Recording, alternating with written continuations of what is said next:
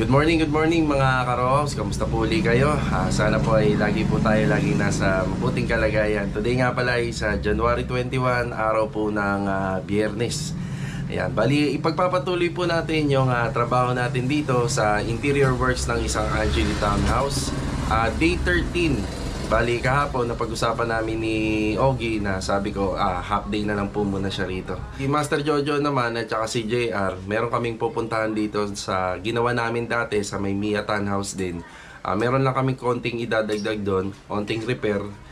Tapos para may schedule po yung sliding door, itong darating na Sabado sa toilet and bathroom dito sa kanyang unit. Ayan, bali mga ka-Rowhouse, bago umpisahan natin tong vlog, nagpapasalamat muli ako doon sa client owner na ginawa namin dito sa Angeli Townhouse dito sa may phase 3. Ayan, sarap po ng pananghalian natin kahapon. Tapos yon, belated happy birthday kay Ma'am Mercy Audan. Yan, may nagbigay din po siya sa amin ng pang merienda. Ayan, bali schedule natin kapag ka nandito na po at kompleto na ho kami, saka po natin gagamitin yung budget. Tapos shoutout na rin po pala kay Sir Rob and Ma'am Michelle. Yan. Gandang araw po sa inyo. Yan, shoutout, kamusta? Maraming salamat po sa ipinadala nilang pang merienda para po dito sa pamilya ko at syempre sa tropa. So i-schedule ko po yung kung paano namin gagamitin yung budget para po sa pang merienda namin. Ayun. Paano mga karo, samahan niyo po muli kami ngayong araw na to, ngayong araw ng Biyernes, and enjoy watching po. Ayan mga karo, magandang araw. Ayan, almusal muna tayo habang hinihintay natin yung tropa. Time check sa 7:30 pa lang naman ang umaga. Ay ba, syempre yan, si Mrs. kasama natin. Ano niluto ni Mrs.? Pansit Canton. Yun, no? At syempre may kasamang isang pirasong pritong itlog. Sunny side up. Masarap na kape. Yan. Tapos sobrang lamig pa rin ang panahon mga karos. Ang lamig pa rin. Kape tayo. Bira ako minom ng kape. Tsaka talaga kakaubos lang ng tsaa natin. Yun almusal mga ka-Rowhouse. Yan, shoutout po sa mahilig. Bihira lang talaga kami dyan sa Pansit Canton. Kaso nga lang syempre, ito kasi yung pinakamadaling lutuin kapag almusal. Ayan, pinakamadali. Yan, kain tayo mga ka-Rowhouse. Kain. Yan kain po. Tapos mga ka-Rowhouse, yung client owner nga pala na ginawa natin sa may phase 3, kinausap natin siya kahapon. Pumayag siya na i-announce natin kung magkano yung kabuuang gastos niya doon sa interior na pinagawa niya po sa atin. Bali mamaya mga ka-Rowhouse, i-announce po natin kung magkano yung kabuuan na ginastos po doon sa pinagawa niya rito sa Angeli Townhouse. So abangan nyo na lang po mamaya sa pinakahuling part ng video. Ay, kakatapos na natin na mag-almusal. Maraming salamat sa Diyos Ama. Yun tsaka kay Mrs. na nagpe-prepare ng ating almusal. Dito na pala si Master Jojo tsaka si Ogie. Yan nakabukas yung bodega? Ay. Nakasara naman siya, hindi nga lang nakalak. Ayan si Ogie. Good morning kay Ogie tsaka kay Master Jojo. Good morning! Si JR. Pagas. Nagpagas pa. Ayan, kung maaalala nyo dati mga karos, nung ginagawa namin yung 61 square meter na Irene Row House, meron kami binili na parang molye. Yun, ang assembly ni Master Jojo, yun, mamaya. Para gawing bareta. Saan na ba yun? Ayun, ito. Ayan. Yan gagawing panghukay ng lupa yan. So para yan dun sa may Mia Townhouse. Tapos ito, kukuha kami ng handle dito, pinakatubo niya din sa scaffolding. And si Ogie, ipagpapatuloy niya po yung ating trabaho doon sa may interior works sa Lumina Phase 3. Yan sa kabilang subdivision. Yan, last day po yan ngayon. Ayan na si Superstar JR. Good morning. Good morning! Naglahat tayo talingan. Bali nag-assemble lang kami rito. Pupunta kami sa may Mia Townhouse. Ayan, punta kami ron na yung dati namin ginawan. So doon pipwesto si Master Jojo at saka si JR. Tapos mamaya magkukumpuni sila. So naayusin nga nila to. Yan, malapit na kasi namin simulan yung sa may Miyatanaw sa bahay ni Ate Gladys.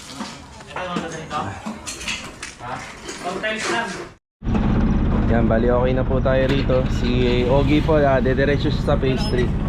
Yan, si JR tsaka si Master Jojo kasama natin. Ano yung mga gamit? Tara, let's go. Okay na tayo. Tara, let's go. Okay, yan, dito na po tayo. Kung maalala nyo, medyo may katagalan na rin natin tong ginawa. So meron lang pong pinagdagdag dito yung may-ari. Yan, may dala tayo na tiles. Pasok tayo rito sa kanyang unit. Yan na. Yan, may pinadagdag lang banda rito na gusto niya na ipa-tiles. Tapos yan, babalikan namin to kasi nagbiblink yung ilaw. Diyo, tingnan mo dyan, maluwag lang yan. Ito dito yan eh, maluwag. Ayan o, pagka hinahawakan. So may mga kaso na ganyan dito. Yan, sa breaker ng lumina.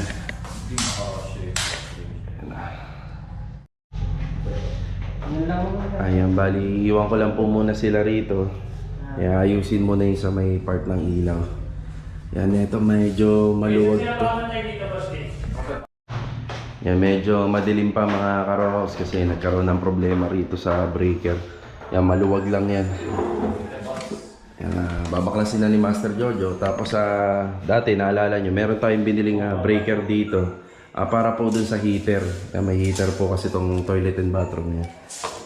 Nakaschedule bukas itong sliding door. Conforme dun sa sa gumawa. Si Tatay Sail yung gumawa nito. Ngayon, nagpadagdag lang ng tiles si Ma'am dito. Kaya nandito kami. Nagpadagdag ng tiles dito sa may kanyang drop. Para bago ikabit yung yung sliding door, yan, okay na. Tapos ito, yung sa breaker nga nito, yan, inaayos lang namin kasi nagbiblink yung kanyang ilaw. Yan. Yun nagbiblink siya. Maluwag lang banda rito yan Yun lang po yung gagawin dito.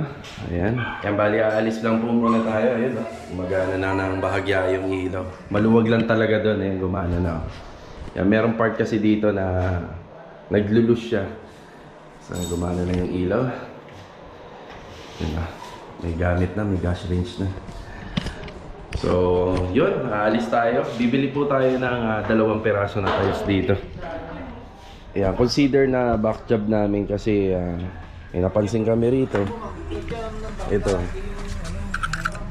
Bakasag. Buti yung ibabaw lang. Siguro itong area na to minsan paglalaroan. Saka rito. Ayan. Basag din dito.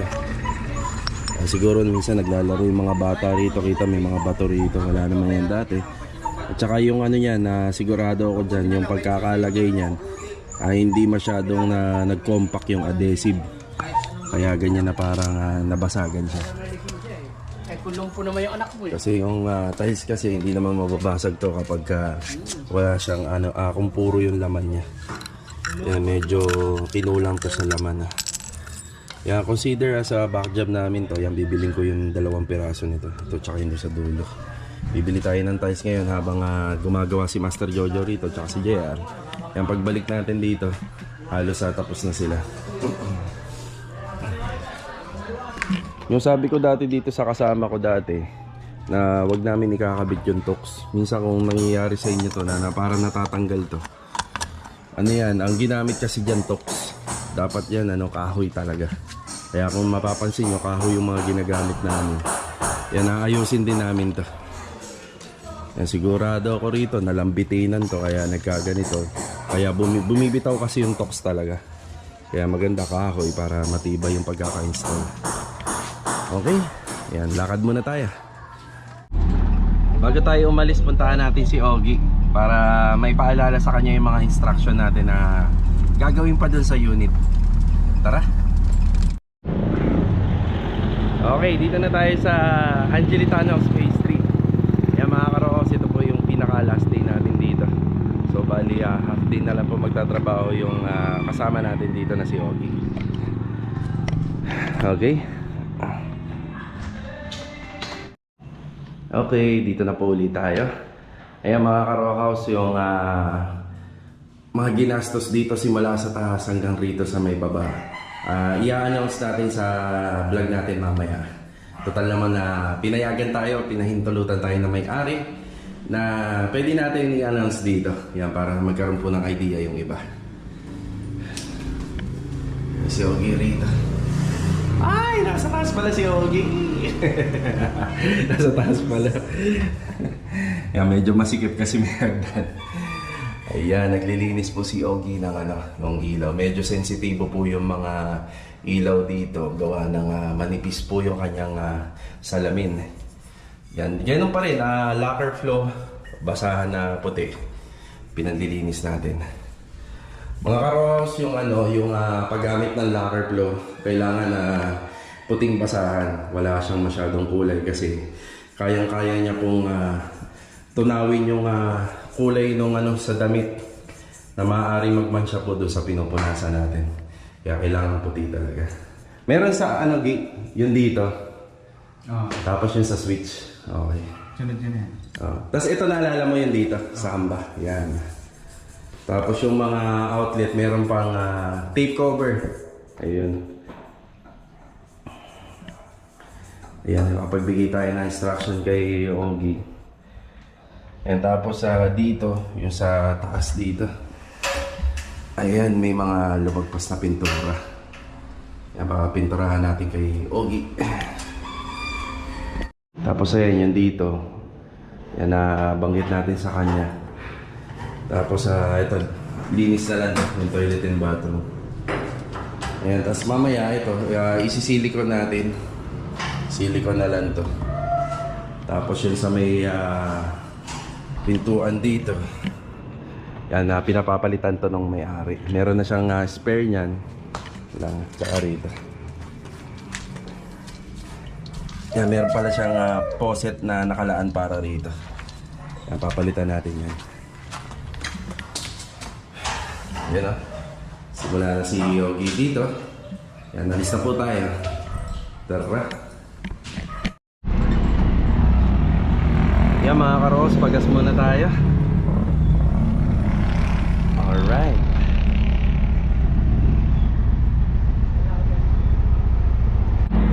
Yan, after lang po natin na magpagasolina, dediretso ko rito sa may 13. Yan, unti-unti ko na pong kukumplituhin yung materyales para po doon sa may phase 5 na gagawin namin. So, mauuna kasi yung Kisame ron, kaya kailangan nandito na rin tayo, lumabas na tayo para hindi masyadong aksaya sa biyahe at gasolina.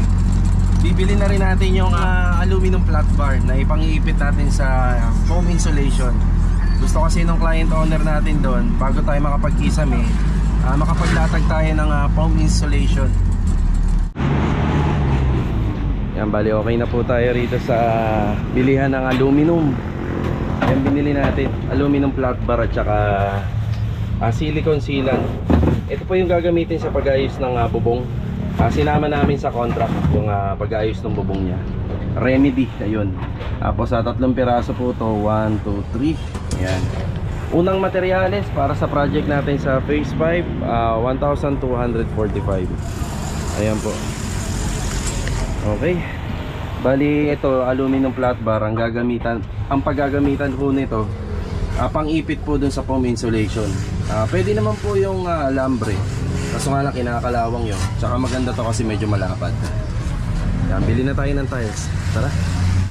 Yan, okay na rin tayo rito. Tiles. Op, yeah. 2 piraso. Yan. Yan, diretso na tayo syempre sa Lumina. Tara. Okay, dito na po ulit tayo. Yan yung bagong tiles. Tsaka rito inaayos na lang po ito. Tapos yung mga ilaw rito, yan, matibay na. Ayan na. Nakakabit na. Tapos ang gagawin natin dito, lalagyan natin ng silicone to. Yan rito. Silicone natin to, pati tong screw. Para hindi pasukin ng tubig. Andyan din sa kabila. Ay, nagpa-function na rin po ng maayos yung ilaw rito. Yung sa breaker, okay na. Eh, sa heater. Ayan. Okay na po yan. Nakakabit na rin. Tapos yung pinadagdag na tiles dito. Yan, pwede na natin pa-schedule yung mag-install ng aluminum rito. Ayos. Cover.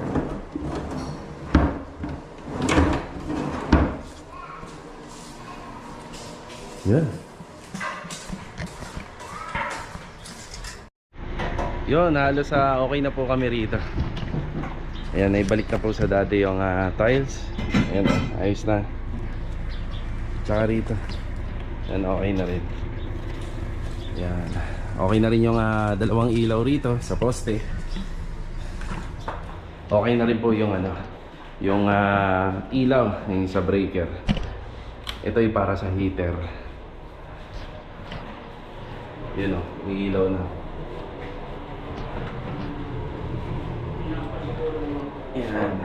Tapos mga karaos, naka-schedule sa amin to para magpa-overall paint. Tapos ang alam namin, may karagdagan pa sa finishing carpentry to, yung mga built-in cabinet sa taas. Yan, sa second floor. Yun o. Bali ang ginamit namin dito sa footstep and riser, vinyl naman to. Pero kung gusto niya ipa-convert ng tiles to, pwede naman yan. Yan, nakaano naman yan, nakabang yan para sa tiles installation kasi babaklasin lang naman po yan. Madali siyang baklasin. Yan o. Yun. Nasulya pa natin, nandito na tayo. Sa taas tayo. Kwarto. Ilaw. Bali track light yung ginamit dito. Yan, sa dalawang kwarto niya naman. Ang ginamit na pintuan dito yung mga wood laminated. Yan. Tapos may door stopper siya. Doon naman po naka-install sa pintuan yung door stopper. Hindi kagaya yung mga ginagawa namin sa floor type. Yan. Ayan. Masyadong malaki yung dito, ilaw. Ang palitan natin. Kung meron siyang nakatago dun sa mga gamit niya. Yan na. Staircase.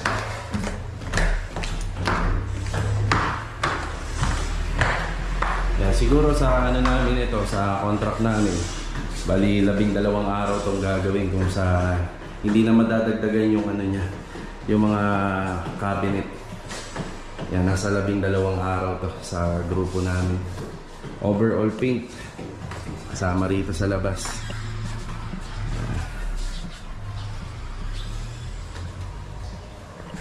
Ayan, bali may extra ilaw rito. Sa mga gamit nito. Maliit lang. Kasi ilaw kaya. Ay, lagpas din. Lagpas din siya. Ayun o. Lagpas din. Magaling natin.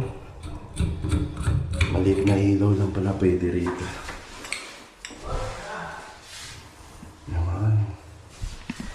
Hindi rin ito, pareho ng sukat. Ito na muna. Bibila na lang ng maliit yan. At least mas maliit pa kaysa kanina. Laki. Yan o. Bali, okay na po kami rito. Ayan na. Yan, pupuntahan naman namin si Ogie.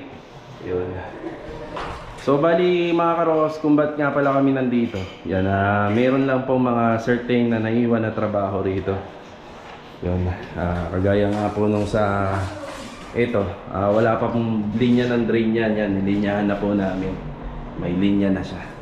Tapos yun dito, pinadagdagan ni Ma'am, bali bukas tatrabahuhin po ni Tatay Sael yung pagkabit ng sliding door dito. Yan, para may privacy na po rito. Yan, tapos yun nga, yung sa linya ng breaker, Naglolo ko po yung switches kapag pinapatay tsaka binubuksan. Dito lang po yun, maluluwag po to.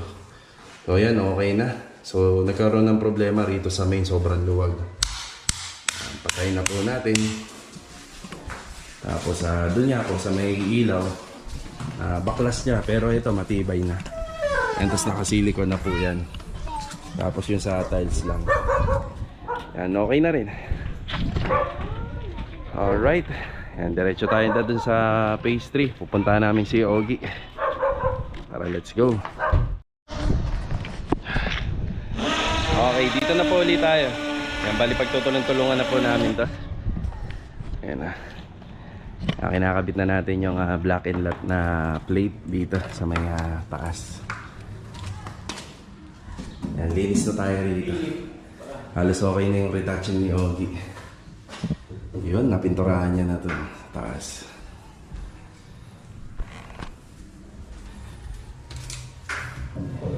Yan, so okay na, okay na.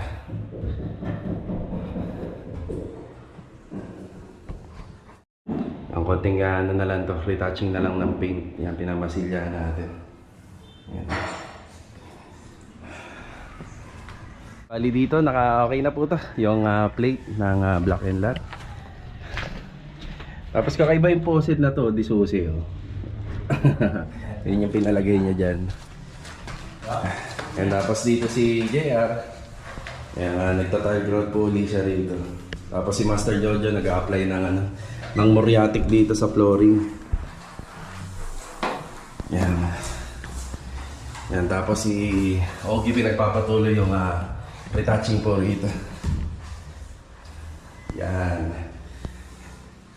Okay, bali tapos na po kami dito. Ano sa tingin nyo? Ang gawa natin. Nakakaraos na naman ng isang unit. Goods na no? Goods! Ayan, bali itor muna natin mga karohaus. Ito yung gawa natin. Tapos yung mga ibang gamit, walis, iwan na po rito. Tapos yung sa iba pang pintura na pang retouching. Yan, okay na po ito. Yan, bigyan lang natin ng konting highlights yung bawat area. Okay, tara.